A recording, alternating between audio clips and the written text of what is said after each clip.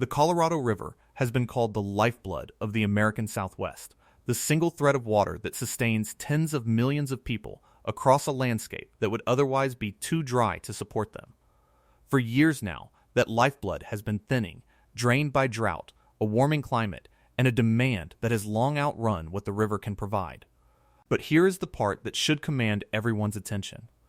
The crisis is not stabilizing. It is getting worse. The forces driving the river's decline are deepening.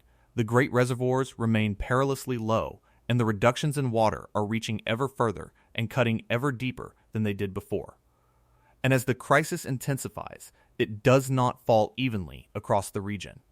There are places that sit squarely on the front line, cities and communities that are exposed to the sharpest edge of the shortage, that feel the cuts first and hardest, and whose experience today is a clear preview of what the rest of the region may well soon face. This is the story of the worsening Colorado River crisis, and of the cities and communities that stand, right now, at its leading edge, bearing the sharpest edge of a shortage that keeps growing. Before we begin, one honest word. To say these places are on the front line does not mean their taps are about to run dry overnight. It means they are the most exposed of all, the ones already feeling the reductions most acutely and most painfully, and understanding why they stand where they do. And what they are doing to respond reveals the true shape of a crisis that is quietly deepening across the American West. Quick honest word before we dive in. A lot of people watch these all the way through, love them, and forget the one small thing that keeps a channel like ours going: hitting subscribe. If you are finding this important, take 1 second and subscribe right now. It genuinely matters for us and costs you nothing. And drop your city or state in the comments so we can see who is watching. Alright, let's begin. Why the crisis keeps getting worse. Before we look at the places on the front line, we have to understand why the crisis is deepening rather than easing, because the reasons explain everything about who is most exposed. At the heart of the problem lies a simple and stubborn imbalance. For a very long time, more water has been promised and used from the Colorado than the river actually provides. This over-allocation was baked into the agreements that divide the river, written in an era that turned out to be unusually wet, so that the amount of water assigned on paper exceeds what the river reliably carries. For decades, the great reservoirs masked this gap, drawing down the water stored in wetter times to make up the difference. But a reservoir can only cover the shortfall for so long, and as it empties, the underlying imbalance is exposed. This structural deficit is why the crisis does not simply go away, because the region has been living beyond the river's means, and the bill is now coming due. Layered on top of this imbalance is the warming of the climate, which is steadily reducing the river's flow in ways that go beyond any single drought. Higher temperatures cause more of the mountain snow to evaporate before it can melt into the river, dry out the soils so they soak up more of the runoff, and increase the loss of water from the reservoirs to the thirsty air. The result is that even in years with decent snowfall, less water reaches the river than once did, a persistent erosion of the supply that operates year after year. This is why many scientists describe the situation not as a passing drought, but as a lasting shift toward a drier climate, a fundamental reduction in the water the river can be expected to carry. Together, the structural over-allocation and the warming climate mean that the crisis is not a temporary storm to be weathered, but a deepening reality. And as the reservoirs approach their critical thresholds, the reductions in water grow steeper, reaching further into the region with each passing year. This is the engine of the worsening crisis, and it is what pushes certain places onto the front line. The reservoirs that measure the crisis. Before turning to the frontline places themselves, it helps to understand where the worsening of the crisis is most clearly measured, and that is in the great reservoirs that store the river's water. The Colorado's flow is captured primarily in two enormous artificial lakes, the largest reservoirs in the country, which together hold the vast majority of the water in the system and act as the buffer that allows the river to be delivered reliably even in dry years. The level of these reservoirs is the clearest single gauge of the crisis, a number watched closely across the region, because it reflects the overall balance between the water flowing into the system and the water being taken out. As the crisis has worsened, the reservoirs have fallen dramatically, their pale bathtub rings climbing ever higher on the canyon walls, a stark visual record of the decline. What makes the falling reservoirs so consequential is that they are approaching thresholds that carry grave consequences. There is a level at which the great dams can no longer generate the hydroelectric power that helps supply the region, and a lower level still at which water could no longer pass through the dams at all, cutting off the supply to everyone downstream. As the reservoirs decline toward these critical points, the reductions in water grow steeper, and the shortage declarations reach deeper, translating the falling levels into real cuts for the users on the front line. The reservoirs are, in this sense, the mechanism through which the worsening of the crisis is transmitted to the cities and farms, because it is their decline that triggers the escalating reductions. Watching the reservoirs is watching the crisis itself, and their continued fall is the reason the frontline places face ever-deepening cuts, the physical measure of a crisis that keeps getting worse. Arizona's cities at the sharp edge, the first and most exposed place on the front line, is the state of Arizona, and above all its great desert cities, because Arizona holds a position in the order of the river that leaves it first to bear the cuts. Arizona depends heavily on the Colorado, drawing water across the desert through a great canal system to supply its sprawling metropolitan areas and its farms, but the water that flows through that canal holds a junior priority, meaning that when shortages are declared, Arizona's supply is reduced before that of some other states. This is not because Arizona uses more water or manages it worse, but because of a historic bargain struck decades ago in which the state agreed to subordinate its canal water to California's rights in order to secure the federal support needed to build the project at all. That bargain, made in an era of apparent abundance, has become the defining vulnerability of Arizona's water supply now that the shortages have arrived. As the crisis has worsened, Arizona has already absorbed significant reductions, and it stands to bear still more as the cuts deepen. The reductions have fallen first on the state's agriculture, forcing farmers to fallow fields and abandon crops as their share of the canal water is curtailed, a painful blow to the farming communities that depend on it. But the shadow of the cuts reaches toward the cities as well, raising serious questions about the water future of the great metropolitan areas that have grown so explosively in the desert. Arizona's cities have prepared in important ways, storing water underground in wetter years and investing in conservation, and these preparations give them real resilience. But the fundamental fact remains that Arizona sits at the sharp edge of the crisis, first in line to lose its water, and its experience is a preview of the pressures that may eventually reach others. What happens in Arizona is being watched across the region because it is here, more than anywhere, that the worsening crisis is being felt first. The exposure of Arizona has begun to reshape the very way the state thinks about its future, because the limits of water are starting to constrain the growth that has long defined it. In some areas, concerns about the long-term availability of groundwater have already begun to affect decisions about where new development can proceed. A striking turn for a state that has marketed itself for generations as a place of endless sunshine and boundless opportunity. To find that the ultimate limit on its expansion may be written not in land or ambition, but in the simple availability of water, is a sobering realization, and it captures what it means to sit on the front line of the crisis. Arizona's cities are not passive in the face of this, having pioneered important tools for managing their water and stored significant reserves underground for the dry years ahead. But the pressure of the deepening cuts, combined with the state's continued growth, keeps Arizona at the leading edge of the reckoning. The choices Arizona makes about how to balance its growth against its water, how to manage its groundwater without depleting it, and how to adapt to a future of less, will shape not only its own fate, but the lessons that the rest of the region draws from the front line. Here is something I would genuinely love to know, and it takes 10 seconds. Did you have any idea that a decades-old legal deal, not nature, is what puts Arizona first in line to lose its water? Drop a yes or no in the comments, because your reactions help us shape what we cover next, and I read every reply. Okay, back to it. Las Vegas.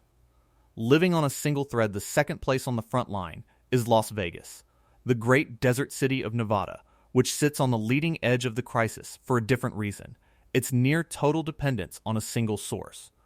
Las Vegas draws the overwhelming majority of its water from the Colorado, stored in the Great Reservoir just outside the city, which means that unlike cities with many sources to fall back on, Las Vegas leans almost entirely on one shrinking supply.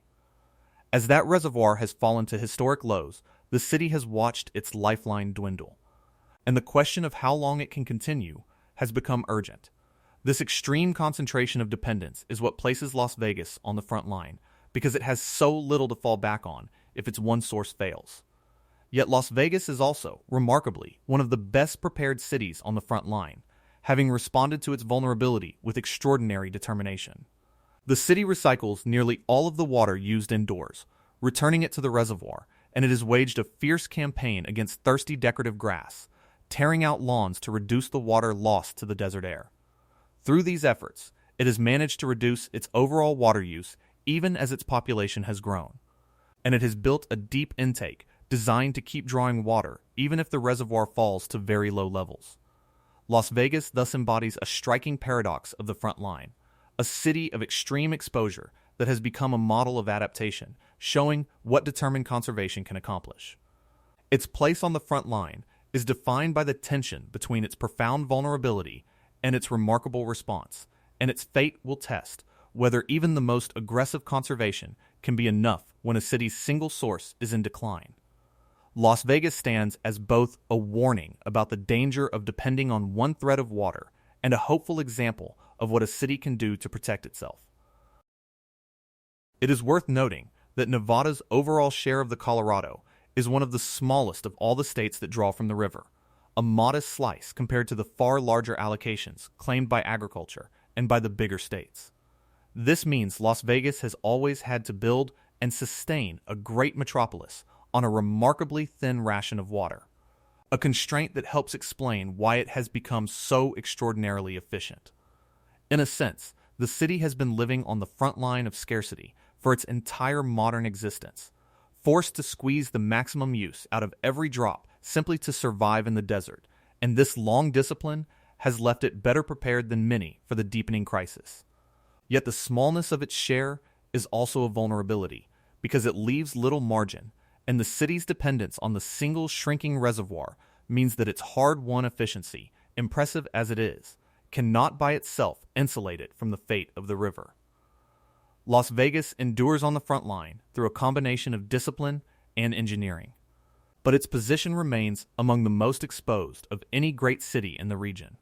The communities already running short, while the great cities command the most attention. Some of the most acute experiences of the crisis are unfolding in smaller communities on the edges of the system, places that have already faced the reality of running short of water.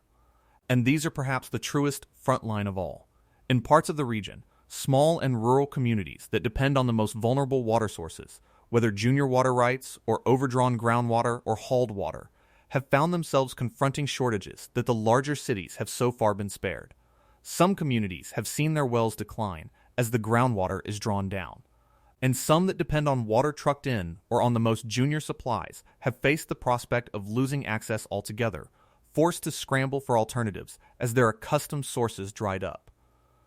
These smaller communities matter enormously to understanding the crisis, because they show that the danger of running short is not merely hypothetical, but is already a lived reality for some. A reality that arrives first for those with the least secure supplies and the fewest resources to respond. The great cities, with their large systems, their diverse sources, and their capacity to invest in solutions, are cushioned in ways that small communities are not, and so it is often these smaller places that feel the sharpest edge of the crisis first. Their experiences are a warning of what can happen when a water source fails and there is no easy fallback, and they underscore that the burden of the worsening crisis falls unevenly, striking hardest at the most exposed and least protected. In some cases, communities that had long relied on hauled or trucked water, or on shallow wells, have found those arrangements suddenly cut off or their wells run dry, forcing residents to confront the immediate and frightening reality of not knowing where their next water would come from, an experience that most people in the great cities have never had to imagine.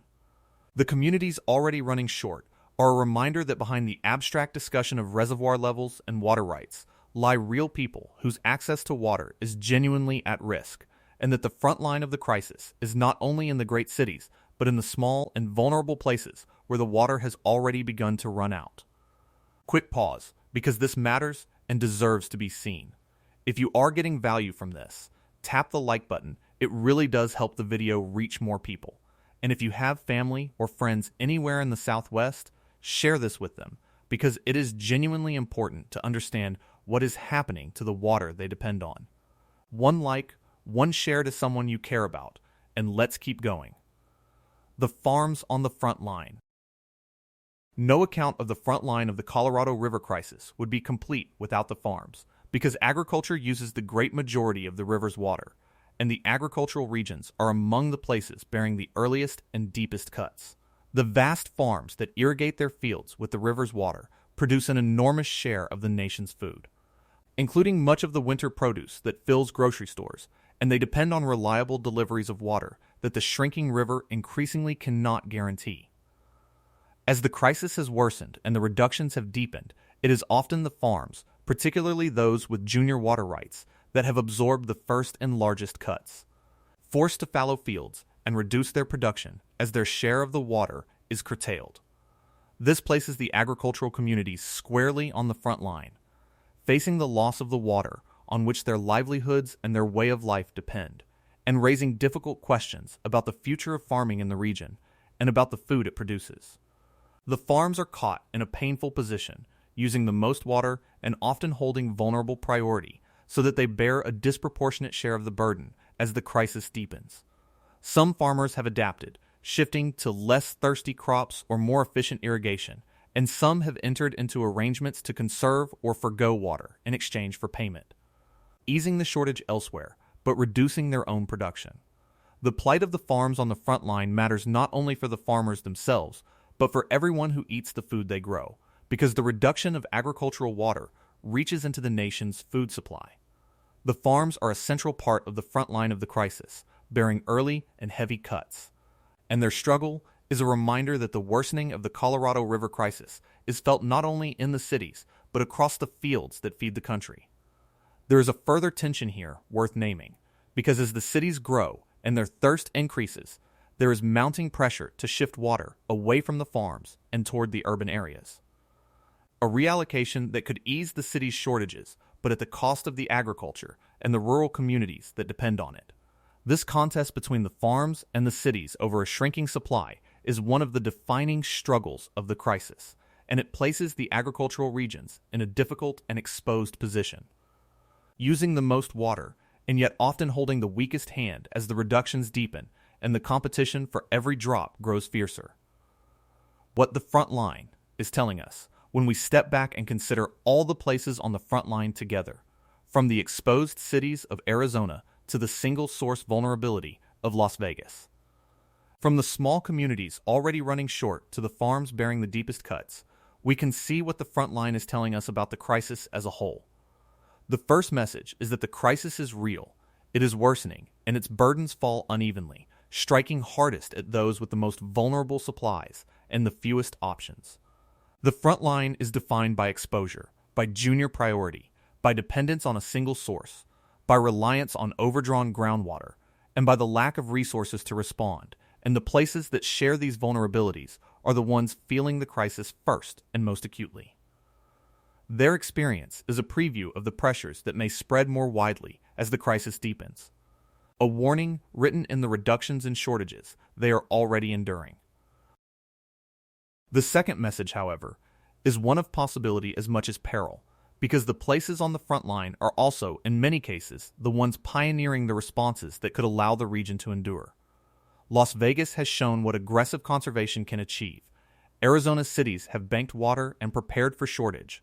Farmers have adapted their practices, and communities have scrambled to find new sources, and all of these efforts point toward the strategies that will be needed across the region. The front line is not only where the crisis is felt most sharply, but where the solutions are being tested most urgently, and the lessons learned there may prove valuable to everyone who will eventually face similar pressures. What happens to these frontline places will depend on whether they can summon the conservation, the investment, and the cooperation to adapt, and on whether the states that share the river can come together to manage its decline and share the shortage fairly. Alright, I know. Second time I am bringing this up. Feel free to sigh at me. But quickly, if you have made it this deep into a video about the Colorado River, you clearly care about this stuff, and a lot of you who watch have not subscribed yet. That one tap genuinely tips the scales for a small channel like ours. No guilt, just a grateful ask. That is the last time, promise. Let's finish. The reckoning that lies ahead as we look to what lies ahead. The front line of the Colorado River crisis offers a sobering but not hopeless picture of the reckoning the region must face. The forces driving the crisis, the structural over-allocation, and the warming climate are expected to continue and likely to intensify, which means the reductions in water are likely to grow steeper and to reach further, pushing more places toward the front line over time. The great reservoirs remain perilously low, and the prospect of them falling to the most critical levels, where power generation would cease and the passage of water itself could be threatened, hangs over the entire region as the ultimate danger to be avoided. This is the reckoning that lies ahead, a future in which the region must learn to live with less water, and in which the pressures now felt on the front line may spread more widely across the West. Yet the reckoning is not one that the region must face helplessly, because the tools to respond exist and are being put to use, and the very clarity of the crisis on the front line points toward the paths of adaptation, conservation, the recycling and reuse of water, the careful management of groundwater, the diversification of supplies, and above all the cooperation among the states and users to share the shortage and protect the reservoirs, all offer ways to meet the challenge and to blunt the worst outcomes. The states have already shown, in difficult negotiations, that they can come together to reduce their use and keep the system from collapsing. And the future will depend on whether that cooperation can be sustained and deepened as the crisis grows. The frontline places, for all their exposure, have shown a real capacity to adapt, and their example offers hope that the region can find a way through. The Colorado River crisis is getting worse, and the places on the front line are bearing its sharpest edge. But their story is not only one of danger, but of a great reckoning now underway, a test of whether the people of the West can learn to live within the limits of their water before those limits are reached, and whether they can meet the deepening crisis with the wisdom, the will, and the cooperation that the moment so urgently demands. The front line is where that test is being taken first, and what unfolds there